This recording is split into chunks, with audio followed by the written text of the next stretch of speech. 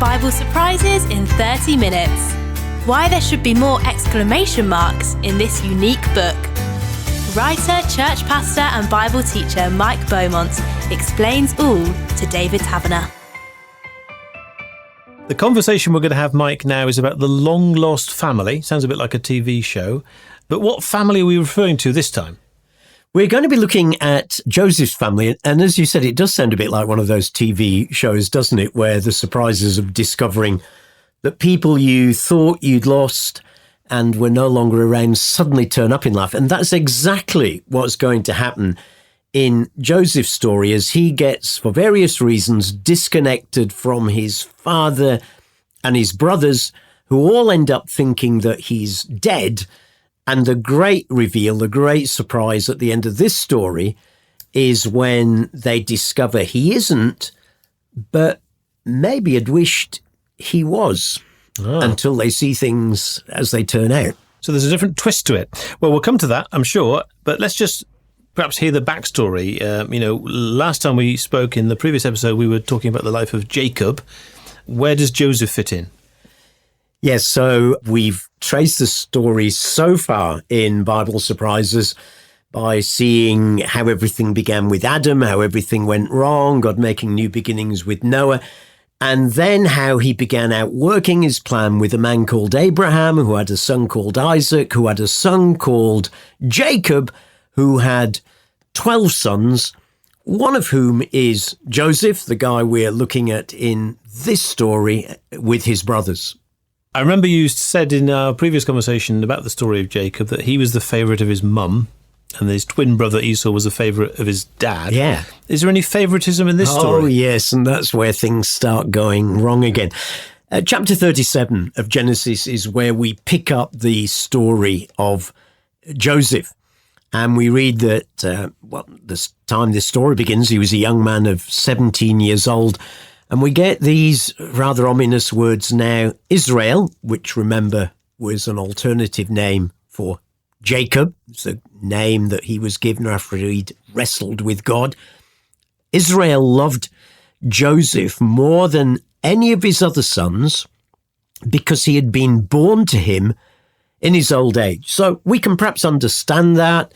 He's an older guy and along comes this lovely little bundle of joy in his arms, and he becomes his father's pride and joy. But in favouring him, he doesn't have so an awful lot of tension in the brothers. Gets expressed in a number of ways. One of them is expressed in the fact that he made a richly ornamented robe for him. His amazing Technicolor Dreamcoat, as it would become in a later musical. Now, in days when garments were pretty ordinary, pretty straightforward, that really was a mark of incredible favour. So already that's the background to this story and the surprises that it will bring. We've got a repeating here of the family favouritism themes that just sows tension between Joseph and his brothers, and that tension becomes all the greater when Joseph starts to have dreams. Now, we've said previously that dreams were seen as something very special, as a way of God, or outside of Israel, the gods speaking to you. And Joseph having dreams, which basically saw him lording it over his brothers, and one day them having to bow down to him. So we read that he had this dream. Listen to this dream I had, he said. We were binding sheaves of corn out in the field when suddenly my sheaf rose and stood upright, while your sheaves gathered around mine and bowed down to it. Now you can imagine that didn't go down too well with his older brothers, because what he was saying there is, in this dream, I have seen that all of you will bow down to me one day. Now, here in a sense is the first surprise of our story, in that he was absolutely right. The dream was correct. It was right. It was his timing that was incredibly unhelpful. And by the way, in passing, sometimes if we get words or dreams for ourselves or others, we always need to ask, is this the right time to bring those? Clearly here, he got the right thing. but the wrong time. Then has another dream, which is very similar. He sees the sun and the moon and 11 stars bowing down to him. And of course, the brothers immediately see that as being, oh, so mum and dad and us 11 brothers are all going to bow down to you one day, are we? Again, yes, that would happen by the end of the story. But all of that, the family favoritism, this incredibly unwise sharing of the dreams that he'd had, led to a big surprise for Joseph coming up. Just explain a little bit more about this dream interpretation. It's not exactly a career choice, is it? Not at all. This was clearly a gift of God. Now, in the wider cultural world in which they lived, there were dream specialists. There were those who claimed to have dreams and be able to interpret dreams. And Pharaoh, in whose sphere this story will be set, we'll see in a few moments, was a great believer. The Egyptians were great believers in dreams and in their power, and the higher up the social hierarchy you went, the more important your dream must be. Now, there were therefore many professional priests, prophets, magicians, dream interpreters in countries like Egypt. We get no sense of that in the Bible. This is very much a gift that God gives initially to particular people. Interesting that the prophet Joel looks forward to a day when the Holy Spirit will be given, when he says everyone, young and old, male and female, will be able to hear God through dreams and visions, and no longer it be for the favoured few. You mentioned Pharaoh. Where does he come into the picture? Well, he comes into it almost by accident. How does he come on the scene? Well, the brothers we were just talking about got extremely jealous of Joseph to the point where, well, first of all, they decide they want to kill him. But on the intervention of his younger brother, Benjamin, they end up instead selling him to some passing Midianite traders who take him down to Egypt. Klaxon rings at this point, lights flash. That's where it comes onto the scene. They take him down to Egypt, and here comes the first big surprise for Joseph, a very negative one. He ends up being sold into slavery in Egypt, in Pharaoh's Egypt. And that's where we find him at the end of chapter 37. A massive surprise, a shock even. Oh, it must have been incredible. I mean, one minute you're dad's favourite, you know, with your robe, and the next minute your brothers have attacked you, thrown you down a pit, taken your robe off you, then sell you to traders, then put blood all over your robe, take it back to dad and say, oh, Dad, look what we found. Joseph's robe, he must have been attacked by wild animals. Whereas the reality is he's been sold to a guy called Potiphar, one of Pharaoh's officials, the captain of the guard. So that's how he ends up in Egypt. It must have been a huge surprise, a huge shock to him there. And the surprises and the shocks just sort of go from bad to worse. The whole of Joseph's story is one of he's up, he's down, he's up, he's down, all the way through these chapters. So having been sold as a slave to Potiphar, because God is with him, God's not abandoned him. We read these verses in chapter 39, when his master saw that the Lord was with him and that the Lord gave him success in everything he did. You know, we might be going through hard times. Doesn't mean God's abandoned us. Certainly hadn't abandoned him. Because of that, Joseph found favor in his eyes and he became his attendant. So he's up. He's in a good position. But then Potiphar's wife takes a bit of a shine to this good-looking guy, makes a pass at him, invites him to go to bed with her. He's shocked, refuses, runs, but as he runs, she grabs his garment, which he leaves behind, his outer garment, and then goes to her husband and says, look what that servant, that slave has done. He's just tried to rape me. Well, of course, Potiphar's not very happy with that, and he's immediately thrown into prison, where all the king's prisoners were confined. So he's been down, he's been up, he's down, he's going to be up again, because we read again, while Joseph was there in the prison, the Lord was with him. He showed him kindness and granted him favour in the eyes of the prison warder, and the prison warder puts him in charge of the other prisoners. So I think you've got to imagine the sense of endless surprise that's happening, surprise for good, surprise for bad, in these first few months and years that he's there in Egypt. So that's how he ends up there. The other thing which I'm having to pinch myself about is that this Joseph, he finds himself in the world of Pharaoh, not some bit part player in history, but Pharaoh. Incredible, isn't it? I mean, Pharaoh is like the empire of the time. I suppose we're looking at today some nobody from some obscure little place somewhere here in England ending up becoming what Joseph will become, the advisor to the president of the United States. I mean, it's that sort of picture that we're facing here. Pharaoh, an incredibly powerful man, and Joseph in the next stage of the story, ending up getting introduced to Pharaoh, again through ups and downs, and being able to be used by God to not only serve Pharaoh in Egypt, but to be used by God to further God's bigger plan for his family. It is remarkable. You said that Pharaoh himself was big on dreams. Yes, really important for the pharaohs. And that comes out to us in chapter 41.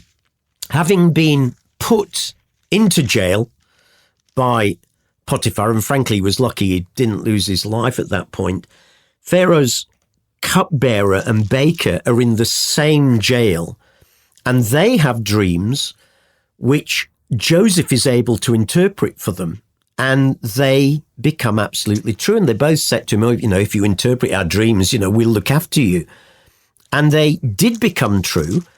And what happened was that the cupbearer was restored to his role, just as Joseph had interpreted. But the baker is executed again, just as Joseph had interpreted and prophesied. And they promised that they would do Joseph a favour if he'd interpreted their dreams. Well, sadly, by the time we come to the end of chapter 40, we discover that Pharaoh restored the cupbearer to his position, but hanged the chief baker. But it says the chief cupbearer, however, did not remember Joseph. He forgot him. So there's a surprise, not a very good one. You've been promised that someone will look out for you if you help them. You help them, they forget all about you. In fact, chapter 41 then begins with these words, when 2 full years had passed. My goodness. So he's left languishing jail for another 2 years because the cupbearer had forgotten what he'd done for him. How does Pharaoh now come into it? Well, at the end of that period, Pharaoh has a dream. And it's such a powerful dream, he knows that for him, the gods must be speaking to him. So he calls all his wise men and magicians to interpret this dream, and none of them can. And then suddenly at that point, the chief cupbearer slaps his forehead and says, "Oh my goodness, I've just remembered. While I was in prison," if you remember, Your Majesty, that was in that phase when you were a bit unhappy with me. While I was in prison with the baker, we both had dreams, and there was a young Hebrew guy, a young Israelite guy, who interpreted our dreams, and they came exactly to pass as he had said. So Pharaoh then sends for Joseph, who brings him to interpret the dream. Now, I'm sure they would have had to clean him up and give him a good shave and everything else and put fine garments on him. And Pharaoh is so convinced of the power and the meaning of dreams that he says to Joseph, I had this dream last night and none of my guys can interpret it, but I've heard that you can interpret dreams. I love the answer that Joseph gives at this point. And when you think about it, it was a pretty amazing answer. He says, I can't do it, but God will give Pharaoh the answer he desires. Now think, this guy has been unfairly jailed for at least 2 years, because there was a little time before that dream incident happened. He's been really dealt with unfairly. And it would be so easy, wouldn't it, at that point to think, this is really unfair on God. If there were a real God, he wouldn't let me go through this. Life's been tough. Why should I believe in God anymore? And yet this guy has still held on to his faith through it all. And at this point is saying to Pharaoh, I can't interpret it, but there is a God, my God, who can. So Pharaoh explains the dream. Joseph interprets it, and what it's clear it's about a famine that is about to come on the land of Egypt. And it's a way of preparing the nation to survive that famine. And Pharaoh is so impressed with the interpretation of the dream that he puts Joseph in charge of the whole of the land of Egypt and puts a fine robe on him and a ring on his finger and a chain around his neck and gives him his own chariot and people to go ahead of him and so on. And suddenly he's in charge. And in chapter 41, verse 46, we read that Joseph was 30 years old when he entered the service of Pharaoh the king. Remember how old I said he was when we started, 17. 13 years have passed. And I think this must have been a surprise for Joseph at this point, after all the ups and downs of life. Now, at last, through taking this opportunity to use his God-given gift in the secular world, I still think God wants us to do that, by the way. After 13 years, he's now in a position to be able to serve what was probably the most powerful man on earth at that time, because the Pharaoh believed in dreams and Joseph believed he had a God who could interpret them. Because you mentioned that Pharaoh's baker and chief cupbearer were in prison. I mean, that says something about the kind of Pharaoh he was, no doubt. So as I'm listening to what has unravelled in Joseph's life, I'm bound to say you couldn't make it up. No, you couldn't, could you? And I think that's one of the things that makes the Bible so real. You know, if the Bible had just been made up stories, frankly, I could have made up a lot better stories and stories that hung together better. But this really is like one of these soap operas on TV, isn't it? Where there's endless twists and turns, endless surprises in this story. You know, if you really want one character whose story is full of surprises, both for good and for bad, just read the story of Joseph. They're full of them. You certainly couldn't make it up. And the word rollercoaster comes to mind. I mean, as you said, is up and then he's down, up and then he's down. But that can be like life. Absolutely. I mean, very few of us have a life that is endlessly smooth and comfortable. You know, there are job challenges, there are family challenges, there are health challenges, there are challenges with what's going on around us in the world, aren't there? Very few of us have a smooth path. But I think the story of Joseph shows us that just keep hold of God through it all, and God will come up trumps for you eventually. Now, being a believer in God, being a Christian, doesn't mean we are exempt from these challenges.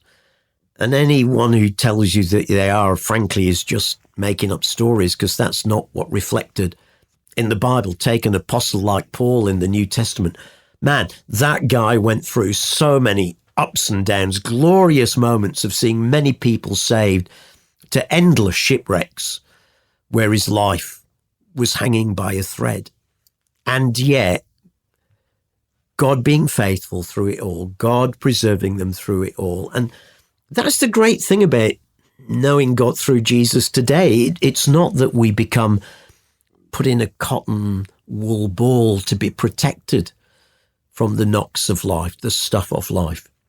But we have a God to walk through those things with us, to give us hope, to give us confidence, and to bring us through. This conversation is called Long Lost Family. So we need to remember that Joseph's dad, Jacob, back home, thinks he's dead. Yes, he does. And I don't think we can underestimate the pain that he must have felt. And anyone who's lost a loved one will know that while the immediate pain is raw for the first year or so, you never forget them. You know, there are anniversaries, there are moments, there are things you do. You open a cupboard and find something that reminds you, and your emotions get touched again. You never forget. So it must have been incredibly painful, but God is still at work through all of this. And so as we get to chapter 42 of Genesis, it opens with the words that when Jacob learned that there was grain in Egypt, he said to his sons, why don't you go down there and get some? Aha! And who happens to be in charge of grain in Egypt? The very son that he thought he had lost. But he didn't know that. But he didn't know that. He didn't know that at all. And they were going to Egypt for grain because of what? Why was there grain in Egypt? Well, partly because of the mighty Nile, which was incredibly valuable for irrigation of the lands just alongside the Nile. And so there was often food in Egypt when there wasn't food elsewhere in times of famine, which were particularly prevalent in the ancient world. But partly, of course, because Joseph had made good plans, and while there had been a famine in Egypt, he had saved up grain to ensure that when that famine came, there would be good reserves. And so having heard that there is grain down in Egypt, he sends his sons from Canaan, where he is, modern Israel, down to Egypt to buy grain. And of course, when they turn up in Egypt, Joseph immediately recognizes them. So Jacob thinks his son Joseph is dead. The other brothers turn up in Egypt and Joseph's there. But do they know it's Joseph? No, they don't. And I think it makes sense for two reasons. First of all, 13 years have passed. He was a young lad of 17. He's now a man of 30. He would have been dressed like an Egyptian, not like a Hebrew. So his head may well have been shaven, and he would have had probably the dark makeup under his eyes that Egyptians wore that we're often used to seeing on hieroglyphs and so on. So he would have looked very different. Many years have passed. But of course, the main thing is they're convinced he's dead. Now, they didn't technically know it, but they'd sold him into slavery, and being sold into slavery in Egypt was not a good sign. So it was the last thing that they were expecting. So when they see this guy in front of them, dressed like an Egyptian, talking like an Egyptian, thinking their own brother was undoubtedly dead, the last thing they're going to think of is, oh my goodness, that is Joseph. They do not recognize him at all. But of course, he recognizes them. And so he makes a particular scheme of really trying to trap them, accuses them of stealing a silver cup, which he has planted in their sack, uses Benjamin as a hostage while they have to go back and get their father. He's no intention of doing that, of course. He's playing them along. And when eventually they come back, he reveals his identity to them. He can't carry on with the play acting anymore. So in chapter 45 we read that Joseph could no longer control himself before all his attendants, and he cried out, "Make everyone leave my presence." So there was no one with Joseph when he made himself known to his brothers. And he wept so loudly the Egyptians heard him, and Pharaoh's household heard about it. And Joseph said to his brothers, "I am Joseph." So this is like one of those really emotional moments in that long-lost family program. Oh, my goodness. Can you imagine the surprise? And actually, this would not have been a good surprise. "I am Joseph" is being said to the very brothers who had tried first of all to kill you by throwing you down a pit, then had sold you into slavery, who had been responsible for the last 13 years of your ups and downs. This was a moment of incredible surprise for the brothers.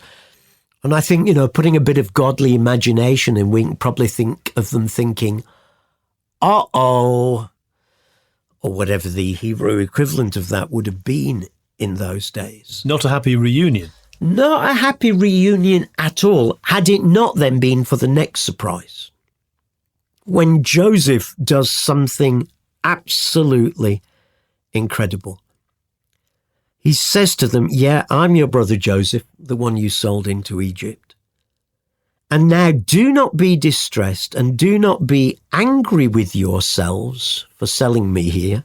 That's interesting, isn't it? Perhaps he's seeing already the sort of anger and recriminations. "I told you we shouldn't have sold him," and so on. Here's the great bit. Here's the lovely surprise.